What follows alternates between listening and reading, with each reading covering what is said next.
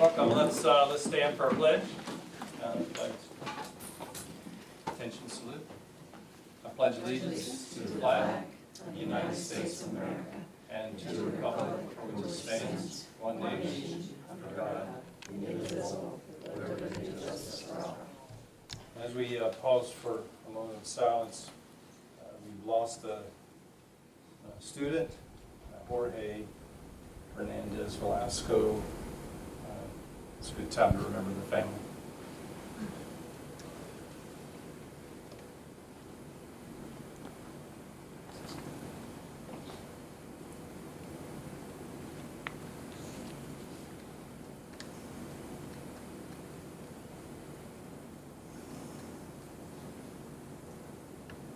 Thank you.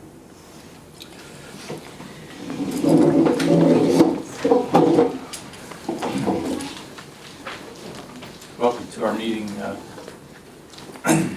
We are here to accomplish the business of schools for the sake of our students. We do want to hear from our citizens. There's time for public comment prior to our action items on the agenda. We ask that speakers identify themselves and their home district. We also ask they limit their comments to 3 minutes in order to provide equity to all speakers and ensure that our meeting is reasonable. If you have more than maybe summarize in 3 minutes, please leave materials behind for our review. The moderator will ask you to conclude your remarks as time has elapsed. If you have questions during the session, you may ask for clarification from your school board member or school administrator after the meeting is adjourned. Thank you for coming. Is there a motion to adopt the agenda this evening? So moved. I have a motion, Mr. Grove. Is there a second? Second. Second from Ms. Poole. Any comment? All in favor, aye? Aye. Aye, opposed, no. We have an agenda donations. For donations are going to be approved on the consent agenda. Do we have any to review? Yes, we have a totaling $2,200. Oh, here they are.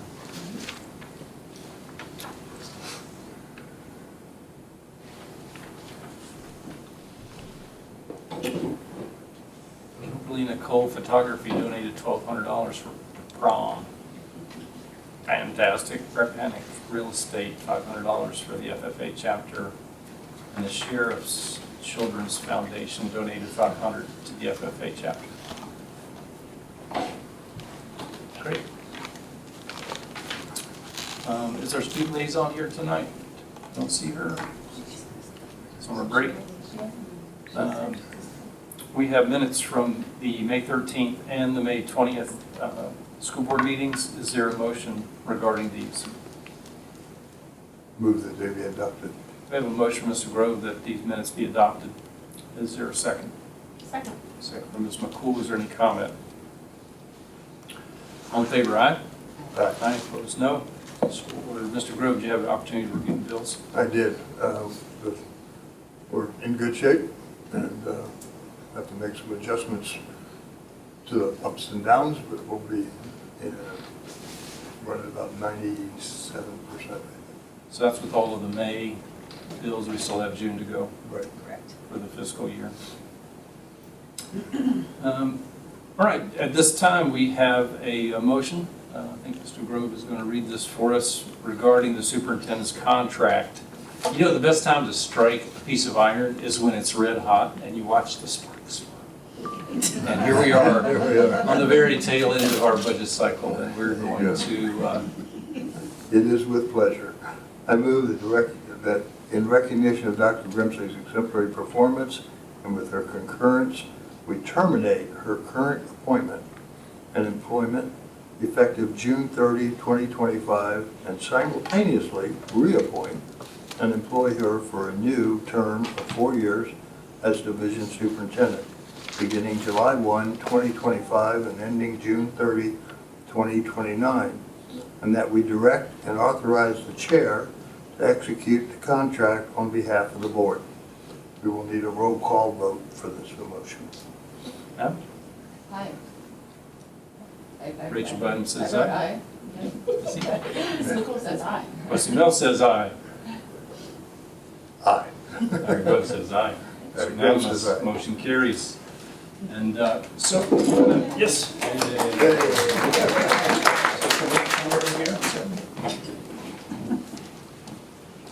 It's an official thing. Yeah, that's some, Thank you, thank you. well, that's the last time I get to do that, Thank you, too. Rebecca.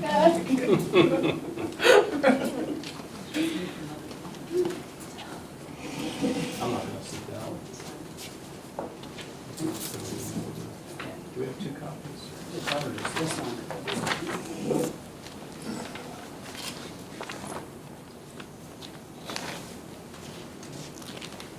Thank you very much. I love Rappahannock.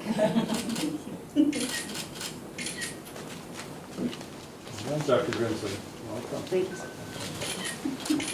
Appreciate you being here.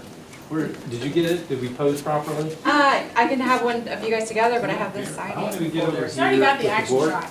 Get some flowers in it, yes, There you go. There you go. How about, can you guys stand up? Maybe. Just frame yourself so Yeah, that like, we're all can we with her. see? So we can Yep. see. Uh, We got, I can only see one of you, I can only see one of you at a time. yeah, Why Which don't one you just- first? Yeah. all right, I'm gonna see if you wanna step a little bit towards the. Hey, man. There we go. Ready, 1, 2, 3. Good looking. Good deal. That would be yours. All right, thank you.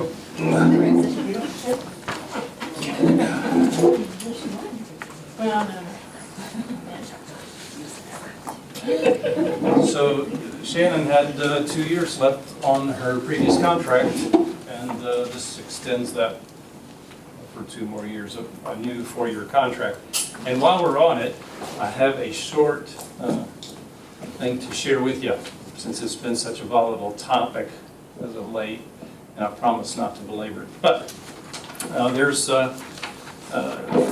this concern about salary that's been out, and is a very passionate topic. And I think it's good for everyone to be aware of some numbers. And so this contract, which we just signed, gives her a base salary of $175,000. And that, of course, seems like a lot, but I just want you to be aware that it's $60,000 less than the other superintendents in our region, 60 grand. It is 20 grand less than what the state average is for superintendents within the state. So I'm just going to brag on our school board. We negotiated really well with this top-notch superintendent, right? We had to work hard, though. We had to work hard to get it right.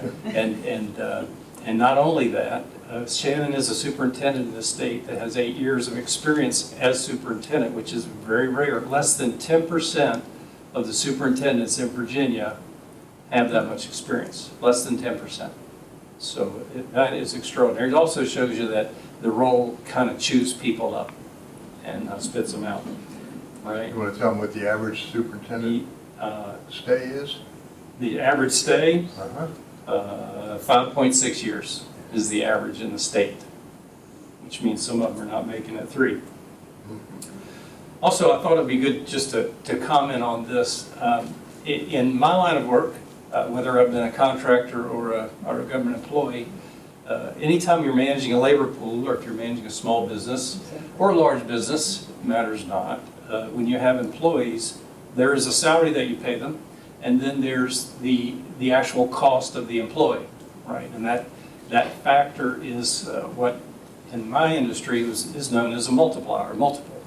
And a multiple in my industry for scientists is about 2.0. So for example, if the person makes $100,000, they charge for that employee $200,000 plus profit. So that's the multiple. The multiple would be 2.0. In our school district, the superintendent's multiple is 1.7. Okay, just so we know. So that's salary and benefits together are 1.7 of the salary figure. It's just a good thing to keep in mind. Now, the employees throughout our division vary from 1.4 as a multiple to 1.7. Everyone is in that range. So it's a very low multiple model, is what I'm going to say, compared to what I'm used to in the U.S. government industry. So those are good things to know. and to know that we've got a great thing going in Dr. Grimsley. We get a great value in this district. And I would say also, it's very routine for her to bring in, through grants, way more than we're paying. Oh, like millions, Millions, millions of millions. dollars. I mean, not way more, Way not like double, but like like millions of Maybe dollars. triple a year or something, but, and all part of what she brought when she came to us as superintendent. But which is used for our survival, basically, in the world that we're in. So we have a great value for our district. We are not out of bounds at all. We are not, just like our teacher pool, we are not competitive with our districts around us. And she is worth an awful lot more somewhere else now. So don't tell anybody how good we got it in Rappahannock County with Dr. Grimsley, because the offers will start coming in. They're going to be hard to refuse. So I had to say that and get that out there, because there's been a lot of false information floating around in social media about our irresponsibility as a board and about Shannon making more than the governor, I think, was one thing which I found astounding. And that is also I'd say she deceitful. works harder. So it's good for us to be prepared to rebut such things. All right, enough of that. Is there anything else anybody wants to add before I go It was well put. on? Welcome. It's good to have you another 4 years. Thank you so much. By the way, Shannon, for 7 of those 8 years, her assessment has been exemplary. The first year she was a rookie, you know, got to leave room for improvement, and she has been consistently in the superintendent world. It's marked against 40 points, and she's consistently getting 40 out of 40 as far as how she's carrying this district. So we're very appreciative of her as a board and the community. All right, is there a motion to approve the consent agenda? So moved. A motion from Mr. Grove, is there a second? Second. Second from Ms. Bynum, all in favor, aye? Aye. Aye, opposed, no. And so ordered. Dr. Grimsley, the budget. Thank you so much, Mr. Chairman, members of the board. So we did quite a bit of shoehorning after our last work session, and really worked hard to give you option C. And that is what this budget does. We did have additional inputs since that work session with new hires and some changes in staffing that allowed us to incorporate the protection of that CTE position that we were adamant about, as well as insert the bus. So you have both of those. Those other positions that were eliminated, the one at the elementary and the aide and the kindergarten teacher, because of the amount of students we have, population, so it was all responsive to that. So it is a very tight budget, I will say that. We don't have a lot of wiggle room at all, but it worked. We did get the bottom line in to incorporate what the board wished. That's good. That was a very fruitful meeting. I'm glad we met quick to work with that. And we didn't obviously get to do all the things that we were hoping to do in the school year, but we are reprioritized, and we're going to accomplish great things, I'm sure. It's going to be good. I'm glad we preserved the CTE and the bus. We said we were going to wait until like Thanksgiving or Christmas to order that one. Yes, so that would put us, we have to receive the bus within the fiscal year to use those funds. Right. But holding off until the late fall would just give you a little bit of a buffer, but we also want to make sure we can lock in with Sunny Merriman that amount. So we'll be in conversation with them with the idea to wait, so then it cycles through getting a new bus at the end of the year. So, Right. since we have 2 on order. Right. So, We yeah. have 2 on order. We'll get another one closer to the end of the school year. Yeah. So it'll be ready Mhm. to start the next school. And the rationale for doing that was just so we don't have 3 buses that are all in need of, Mhm. need of replacing at the same Replacing. time down Does the that put us road. back on schedule? Yeah. It will. We're at 14 routes right now because we did combine a route with a driver that had left.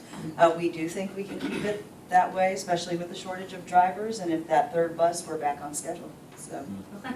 yep. It's good. Do we want to do like just a little explanation really quickly so people understand when we talk about the schedule and buses? Because we may have Yes. people who haven't been following all of that. So you want to explain how Sure. we're trying to stay on top of our bus fleet? Sure, so it is a moving target always. Every year, we do ask families to please provide the best information about how they will use our transportation, whether it be AM, PM, both. And regardless of how often those students use it, if the parent says, yes, I might use it, on certain times we do have to route based on that. We did take a really deep dive into looking at our actual ridership throughout the year versus what is reported to see how, we might optimize that, the routing that way. We did have a driver leave sooner than finishing out the year, so we did have to consolidate 2 routes into 1. It did add about 15 minutes to that route and added some students, but it does work within the parameters of what's, Right, but I was more talking about like why we look at wanting to buy 1 school bus a year. So the Oh, life sure. of a bus Yes. is what we have to look at budget-wise. Absolutely. So the rationale for 1 a year was based on the 15 routes that we had, and the general recommended schedule for replacing buses, especially in rural areas, is 200,000 miles or 15 years. So that is the rationale. We figured if we built in a mechanism to buy 1 using infrastructure modernization funds from the state, we would never fall behind. Like we did 2 years So, ago. just so we're, 5 at a time. so we're clear and make sure I didn't miss anything, option C that we worked to shoehorn, kept a CTE position in that we'd hope to keep in, had a bus in it. It included the 10% of the insurance increase, which was actually 18, Yes. and it included 3% raise, Mhm. and it included the scale adjustment that makes us more Teachers. competitive Mhm. On the Teachers. on the teacher scale. Correct. Yes. And was there anything else? I think that was it, Those were the major major. things. Yeah. Mhm. So given those things, that's what option C was, and our bottom line that we'll be voting on is, you know what, I'll make this in the form of the motion so we don't have to try to repeat the numbers. So the motion would then, do we do this now or are we going to do it later? It's in an action item. All right, so we'll do it later. But the motion will state option C, which includes, and then it will state the new bottom line Mhm. at the time of the motion, which is 16,370,253 reference. All right, so we'll talk about that in the time of motions. Is there any questions? We're good. Super. We got one. Thanks. Great. 4.2 is our annual federal programs that need to be approved formally by the board. I have a presentation that we run through each year just to make sure everyone's aware of these programs and what they are. They are all still intact for the following school year, so we do know that. Title programs, we have Title 1, 2, 3, and 4. 1 is about improving basic programs, especially for at-risk students. Title 2 is your teacher administrator training. Title 3 supports language instruction for LEP students, your limited English proficient students. And Title 4 is student support and academic enrichment. So Title 1, we are anticipating $187,252. Those funds support our 98 identified students. It also covers 50% of our math interventionist salary, and also the percentage commensurate with Title I duties of our paras. So a lot of that does go into salary for those specialized people. And then online intervention programs that we support, and along with the training, materials and supplies for those Title I interventions. We also have homeless student transportation as part of Title I, as a Title I requirement, and family engagement. In Title II, $32,673. That's your teacher and administrative training grant from the federal government, used mainly for tuition reimbursement. That's where we get our tuition reimbursement and teacher recruitment expenses, some of our talent ed software we use for recruitment, retention, HR, conference, trainings, and degree program support. So that's a lot to do with $32,000, and it would be It doesn't come close to the needs of the training that we have, so. How many people do you think we have in the system right now that are in a program to get another degree? We have quite a few. Like, is it 10? At least. At least 10? At least 10, and then we have more that are seeking full licensure or adding endorsements. Yeah. Mhm.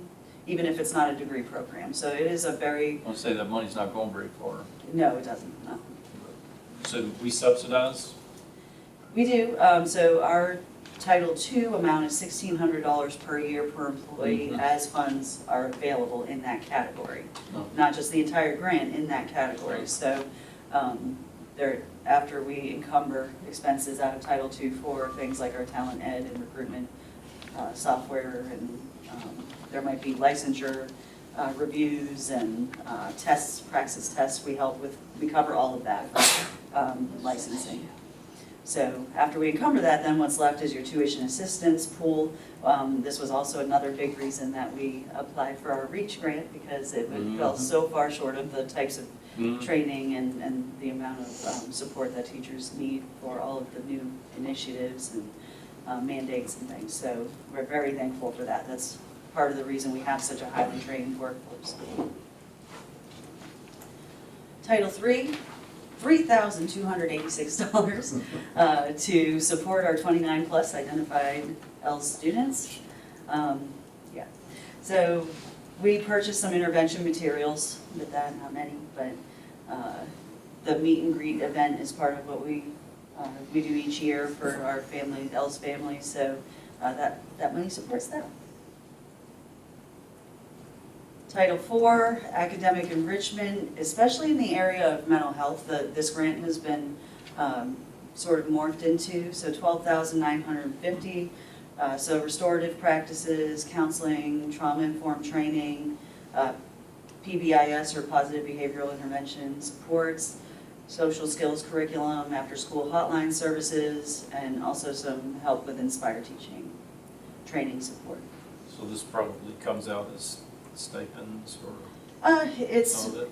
a lot of it contracted services. Contracted services. Mhm. So ESSA, Every Student Succeeds Act, that's where all these titles fall under in the federal umbrella.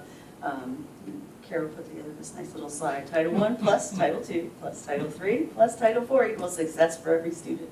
Good, Carol. Good job, Carol. Any questions about those programs?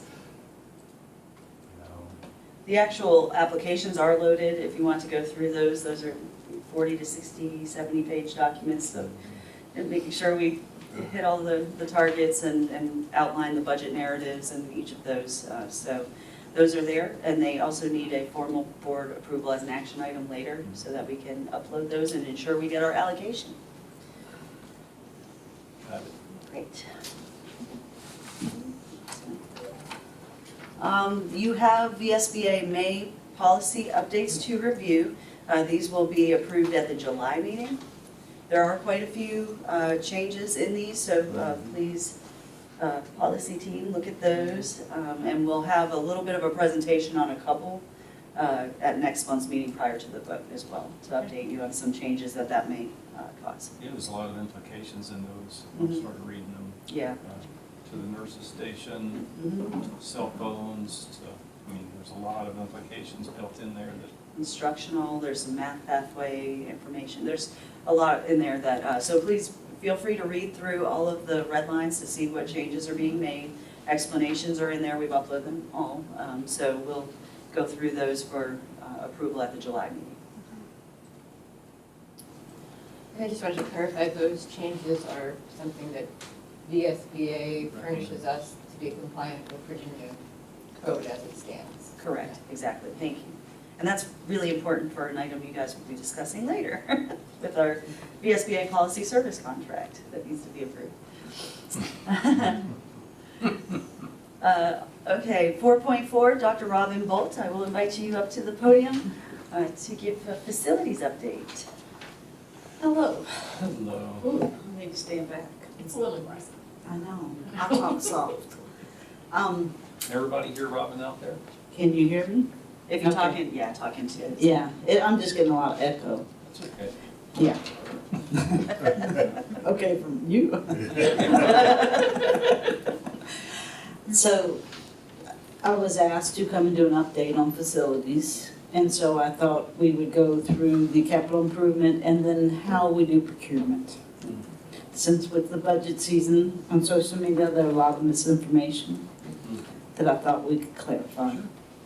So Robin Bolt did not do the capital improvement all by herself. The leadership team came together and came up with a 6-year plan, and we've had to tweak it this next year because of funding. So what I did was I took what we could do and then moved everything down. So if you look, everything's been completed for this year. Next year, 35,000 doesn't go a whole lot in capital improvement, so we have to repair the septic tank at the lagoon. That's a necessity. And the plan was to do all the interior doors in the original 1973 of the elementary school. So we've gone down to 11 classrooms. So we're moving forward just a little slower. And all this is contingent upon funding, of course. The big ticket items, of course, will be the roof at the elementary school and the sand pit at the high school. And that's, the sand pit at the high school is a guesstimate, but until the engineer gets out here, which he is coming, to do a plan, well, we know how much it's going to be. But it has to be completed by 2029. Well, and it's important on those years to note, that's much higher than our infrastructure modernization line we get from the state. Yes. And once you purchase a bus, those funds now move and your capital improvement plan may not get completed. So what we've talked to the county administration about, as well as in our work sessions with the Board of Supervisors, is getting all of this out together so that we can work together as a community to develop a county-wide capital improvement plan, especially if there's debt service or a bond coming into play. And this has all been shared with Gary Curry. Yes, exactly.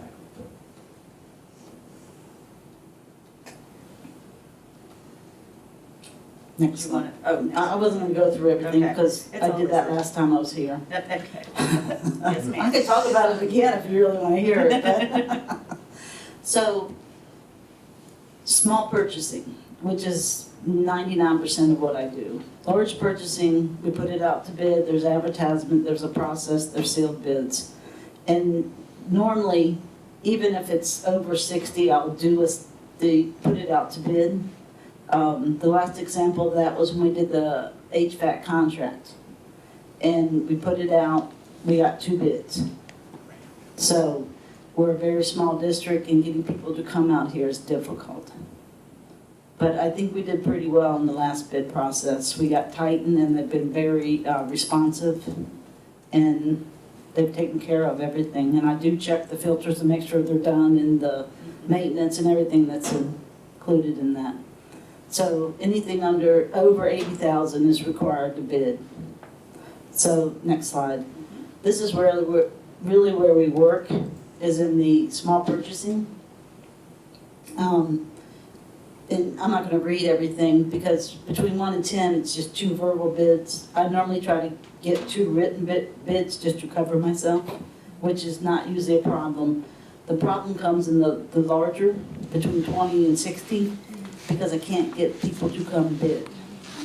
Prime example, when we were doing flooring, I was getting different people to come out and bid, and we have a local flooring company that refused, they wanted me to pay them to give us a bid. And that was a surprise, but I can't help it if they're the most expensive. So that really knocked me down to 2 bids when I was expecting 3. So we do the best we can, but getting people out here is difficult because we're not a big district. So I want to talk a little bit about how we do get people. So we don't have anyone on staff, HVAC, plumbing, or electrical. Well, what happens in school building? Plumbing, electrical, HVAC. So we're covered with HVAC because of the comprehensive plan we have with Titan. the plumbing and the electrical, not many big companies want to come out here for small jobs, so we depend on local people. And it has worked well, but it does narrow down the pool. And 99% of the time, if a big company, I had to have a large company come out and do something in the cooling tower, it was 4 times, because that's the only person that could do it. But the other person could do it, but they would have to subcontract and do all that. So it makes it very difficult. And I know there's been some misconception about certain people hired for certain jobs. At this point, if there's a busted pipe, it needs to be fixed. Yeah. And so I call who I can call, and the first person here gets the job. And that's just the way we have to operate because we're so small. It would be nice to have an electrician on staff and a HVAC, but we don't have the funds for it. And luckily, we have community members who feel a sense of community and want to help take care of the schools. So we're lucky that way. So we follow the procedures as best as we can. Jobs are awarded to the vendor, usually offering the lowest bid.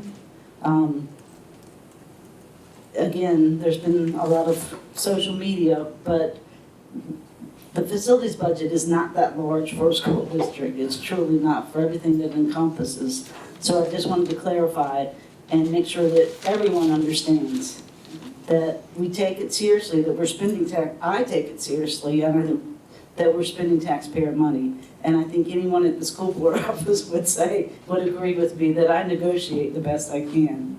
And people are responsive a majority of the time. They will. I'll get the sob story, little school district, can't you just do a community service? And it's surprising the people that do.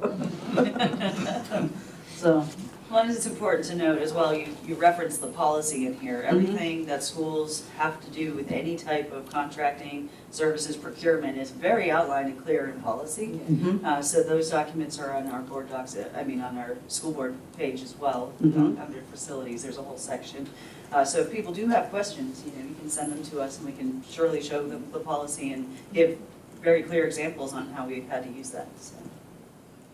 Recently, thank you, Robin. Yeah, anybody have any questions? No. Thanks for coming. Thank you. I got to see the superintendent sign the contract. Come on. Is that what you came for? That's right. Thank you. We did have a meeting where there was discussion about, well, where can I find out?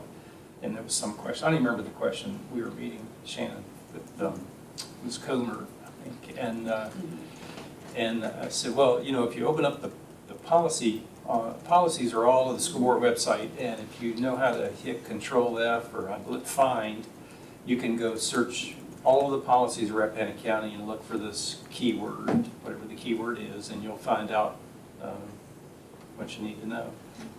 25 years ago, Rosa and I would carry around a book that was this thick. And I would go over to somebody's house and I'd put the book on the coffee table and I'd say, what did you want to know? And we would open it up. And they would be like, I'm sorry I asked. Right? And I said, I'll leave the book with you. You can thumb through it. Actually, today we can hit Control F and go search and go look. And so the problem is people need to know that, yeah, it's already out there. All you got to do is find the link for the policies of the school board and run a search. Yep. And Control F, type in the word, and it will pop up for you. There's lots and lots of policies school boards are governed by, and they're all listed there. And we have to keep them updated and current with code. And that's why we have about 3 or 4 sections of policy that get updated every year. All right. Thank you, Dr. Bolt.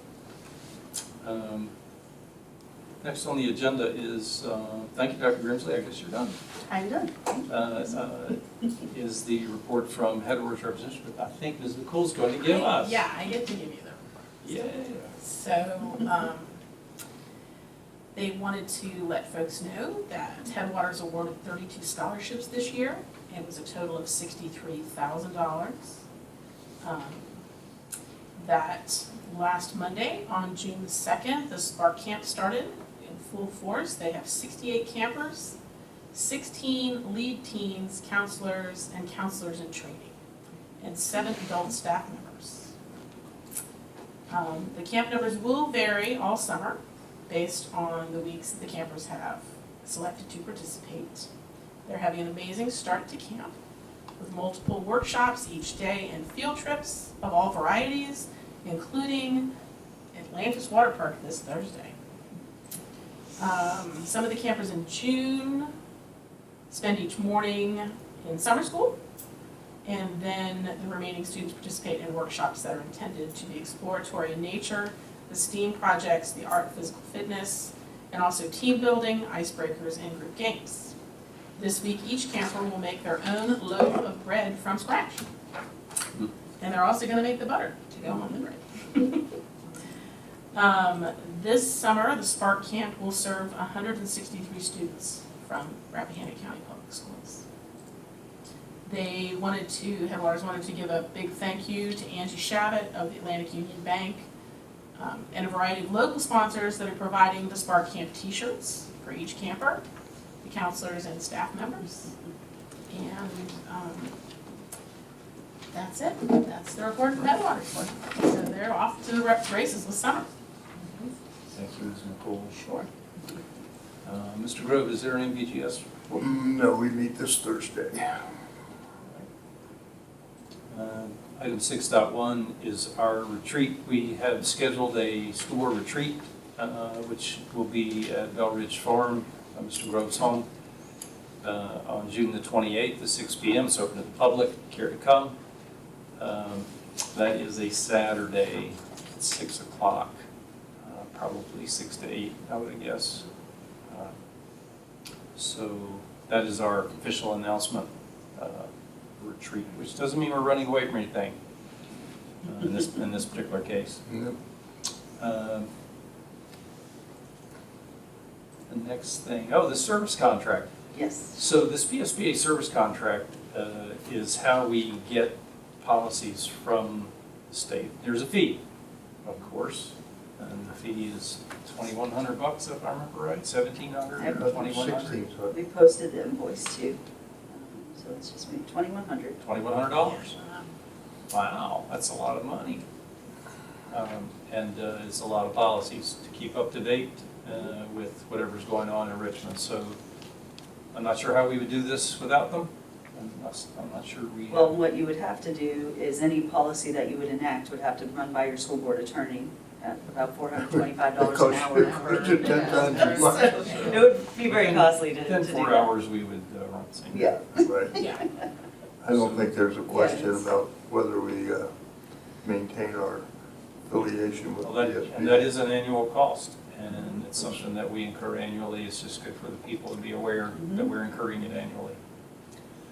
And we'll take a motion on that service contract at that point, if that's okay. It's not as an action item later. I just noticed unless you want to move to add the action item, but I mean, we can do it now. you can take a motion. All right. Is there a motion to approve the policy services contract for the next fiscal So year? moved. We have a motion from Ms. McCool. Is there a second? Second. Is there Mr. Grove? Is there any comment? It's good value, Mhm. to say the least. All in favor, aye? Right. Aye. Opposed, no? So new business. Is there any new business? It's actually public comment. Oh, is it public comment? Oh, I skipped it. Yeah, I skipped too hard. Sorry. So sorry. Thanks. Is there anyone from the public who would like to address the board this evening? Are you exhausted from the past 3 months of public comment? I know I am. Anybody want to address the board this evening?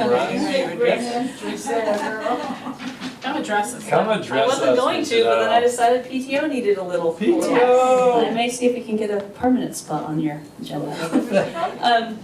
So I just decided to give you a little PTO update, I was writing it down. We elected new officers at our last meeting. I will be stepping down as vice president soon, and we will have a new vice president, Michelle Colvin, who has, I think, a rising senior and a rising 8th grader. She will be our new vice president, along with Erin Sherry, who will step in as the secretary. And I think, I'm not 100% positive, but I think they're co-secretarying this year to try to, so they might have 5 officers. It was kind of a fluid election. Spread the wealth. Yes, exactly. They didn't want to let Katie, who's been a great secretary, go just yet. So they're going to kind of ease it in. We participated in seventh grade graduation where we provided cupcakes for the seventh graders that graduated. I think there were 56 or something like that of them. And then decorations also. We also wanted to report that we have about $10,000 left in our field trips, that we raised $25,000 the previous year. We still have about $10,000 left in those field trip funds, which we had some classes use all of it, some classes use none of it. So we decided to extend, if they had money, it will follow the grade to the fall period. And then at the end of the first semester, then we will take a vote, and I think that we're going to take that money back as PTO funds and decide what we want to do with it, because they've been given 18 months to do something with it. So we're hoping that every class will use it.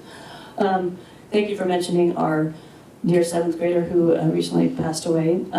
We are going to be having a memorial for him, another one that the PTO is going to be kind of sponsoring this coming Thursday evening at 7:30. It's going to be a candlelight vigil here on the upper level hill. We're inviting the community and all who want to come for a short religious ceremony where we'll have some people speaking. The family, I believe, will be there. We'll offer it up to friends and family that want to share a memory or a thought about Jorge. And then we'll have some refreshments afterwards, asking everybody to bring something to share. So I think that's it. That's the 12th at 7:30. 12 at 7:30. We just put some information out. We're trying to get the Spanish one out here right now. And I believe that's all. All right. Thanks, Thank guys. you all. What a great PTO. Amazing. Is there anyone else that would like to address the board this evening? All right. Sorry to jump the gun. We need an action item which will sound like this. Is there a motion to adopt the budget for the 25-26 school year for option C, which includes CTE addition, additional teacher, preserves one bus in our budget. We'll pay 10% of the 18% increase of insurance. We'll cover a 3% raise and implements a scale adjustment for teachers. The bottom line of which is $16,370,253. That is the motion. Is there a second? Second. I have a second from Ms. Bynum. Is there any discussion? How about this? What a season. But everybody stepped up. It was a very good discussion Yep. and an awareness of our community's need to take a look at our revenue. Yep. So, good. We have a motion and a second. All in favor, aye? Aye. Aye. Opposed, no. Motion carries. We have a budget to act on while you're on. Great. And is there a motion to approve the federal program applications as presented this evening? So moved. We have a motion, Ms. Bynum. Is there a second? Second. Second from Ms. McCool. All in favor, aye? Aye. Aye. Opposed, no. So we're to thank Carol for her work. It's a lot of work. It's a large stack of paper, which when I get to see it, it's like 4 sheets. So a lot of work goes into making that come together. I'm sure, what we get for that is very surgically applied, but it doesn't add up to very much, On really. the management of those programs, I just want to say, those of us who have one, it's not just filling out that application. You have a Yes. protocol for each one that you have to implement along with the code. In all of those, you have audits, you have self-audits, you have meeting requirements, you have evaluation, then you have expenditures, expenditure reports, reimbursements, budget transfers. We Yeah, do that's all a of those for each of those, so Carol and I handle all They're of those very too. expensive to But maintain. And drop-in audits as well. drop-in audits, desk audits, yeah, so Those are that's those very, scary, 'cause they there's a just whole lot of pick a program file. administration that goes with federal programs. I mean, it sounds like they're costly to administer. Yes. Costly to administer. Yeah, exactly. Yeah, yeah, If we were a larger district, that would yeah. be more, less per dollar cost. Yeah. Correct. Those unfunded mandates. But thank you, Carol, for that work too. All right, now, is there any new business, anyone? I've gotten some feedback about a wish to, just also something from social media and from conversations that I've had. I think that it's been, I know that we have an anti-bullying curriculum in place. It's been, I think, the same Obeus one that we've had for a while, and I think it's supposed to be a good curriculum, but I think it would be good to really examine what we're doing, like, again, as a school, and making sure that it's current, and maybe even just, I mean, there's people, a couple people have mentioned one called, it's called No Place for Hate. That's one that several schools, people have talked about, and I looked that up just, but as Just a a policy review? Yeah, to do a review of policy of what we're doing, anti-bullying. I think that really focusing on student buy-in is really important. Like, rather than like a top-down approach, if we can find one that encourages a bottom-up approach, it would be helpful and empowering. I don't have any particular problem with the curriculum we're using, but I do, from what I've heard, there are some that might be more effective. And I know, it can be something that, it's just something that I'd like to feel like we're very actively addressing and really turning over in our minds and in the school minds. Absolutely, I'm glad you brought that up too, because that might be a good new business or future item where we can bring in our behavioral health team about all the work they have done. Right, and different- it's I know not- we get that, but. But I just also, like no, to- the curriculum does not just Obeus. What I'm saying is, it's not just the Obeus specifically deals with bullying prevention, and so does some of the stuff that we do with Bachman and Yeah, there are Aptitudes and several. Second Step. There's a lot of those, and then there's different intervention pieces that, with our VTSS model, with a screener. So there's a lot of strategic pieces to the whole picture, which I think is good for people to understand. And then if there's anything that, we need to enhance or the data shows where we need to address, that's certainly a part of Yeah, I think that we just need to review it, and also, like, the lens that I'd really like to see it through is really trying to find maximum student buy-in from, like, where you're not just kind of creating a craft project that looks good on Instagram, but like where more students seem to be aware of the program. That's my metric that I'd like to see. Well, I think we had a lot of success for that with the cell phones. So. Yeah, and I'm not saying we've been, I mean, I just really do think that we need to always be looking at it and Always, and there's, it's just really important to be on top of. And it happens in different ways year to year, and it's just really important to be proactive. For sure, absolutely. And that has been a big focus on part of, that's a whole domain with building a culture of, it's not just a single solitary type of program that you do. Yes, we do cover a lot of that during Bullying Prevention Month with Obeus, and that's been a program that we put through, and also Sandy Hook Promise, and there's a lot of pieces to that, but building the culture of those habits of mind and knowing the process and having the emotional supports and those programs in place and knowing where they are. So that has been a target of our behavioral health team led by our social worker this year, in the last 2 years, really. So that would be great to share out, because I don't know that a lot of people know all of those pieces, especially if you're not necessarily identified as needing to access some of those supports, because they have specific programs tied to those too. Yeah, and I do think part of what I'm concerned about too is that we do have a lot of new staff who will join us every year and will be joining us. We have new students who join us and will be joining us. And so I'd like to hear about how we're just instantly creating a sort of accountability for our kindness to others all the time, kind of thing. That's something that, I know that it's a tall order, and I know as a public school we have it. That's our strongest suit, is that everybody is welcome here, and we just have to, make it feel that way to every single one as much as we can. I think it's also important to recognize how important it is to parents, how important parents are in that whole process. Yeah. So a future agenda item is a good idea to review and be able to ask questions.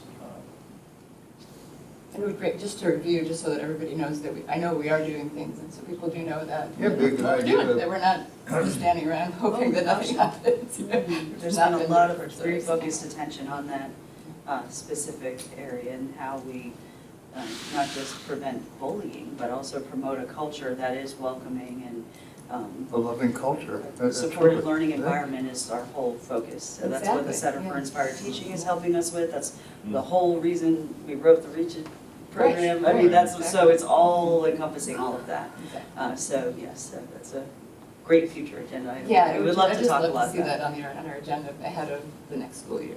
Of course, yeah. Yeah, Maybe, I mean, July's too soon. maybe August, as we start. August. might be Well, good. it'd be a good way to kick off the Yeah, year. right, first day of school, I think that's about when we Yeah. usually meet in August. Kick off the year on a positive note. Great. Is there anything else under future agenda items, anybody? Okay, our next regularly scheduled school board meeting is a problem. So we're gonna move it. Currently, the plan is to make it on July the 15th, which is the third Tuesday of July, not the second Tuesday. Okay, July the 15th? We'll need that in the form of a motion. Because it's changed to our regular schedule. Is there a motion to move the July meeting, regular meeting, to the 15th of July? So We moved. have a motion, Mr. Grove. Is there a second? Second. Second, Ms. Coates. Is there any other comments? You are going to be available. I will check my calendar, Yeah. it's had to be about the 17th, but I'm sure, I mean. So we are going to, even with that change, we're still going to be missing Mr. Grove. So we're trying to make sure we have a quorum Okay, on the yeah, 15th. yeah. I believe that I will. Alrighty. We'll see.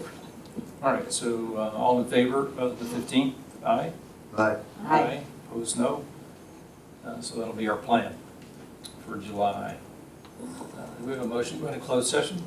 I move the board convene in closed session for the following purposes: discuss and consider the appointment of staff for professional classified positions and resignations of professional positions pursuant to Virginia Code 2.2-3711A1. A motion from Mr. Grove, is there a second? Second. Second from Ms. Cool. All in favor, aye? Aye. Aye. Opposed, no? We're going into closed session. We're going to be in closed session for 15 minutes, and we'll be back in case you want to hang out. Still right here.